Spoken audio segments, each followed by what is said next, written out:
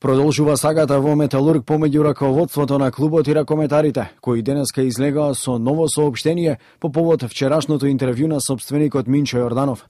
Ракометарите денеска и официјално ја примија одлуката за суспензија од клубот, додека се подготвуваа сами да одработат тренинг на кејот на реката Вардар.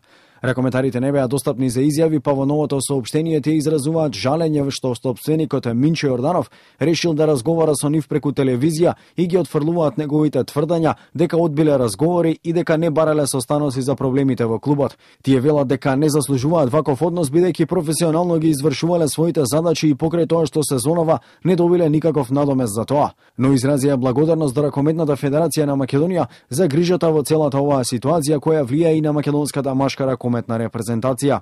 Ракометарите исто така демантираат дека бунтот не е дело на двајца или тројца ракометари во тимот, туку е реакција на сите професионални играчи и дека се подготвени за отворен и фер диалог со управата на Металург за надминување на проблемите.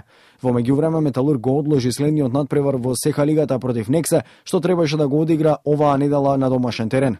Раководството на клубот по заменувањето на Дарко Станич и Мирослав Коцич денеска потпиша договор со поранешниот македонски репрезентативен голман Петар Мисовски.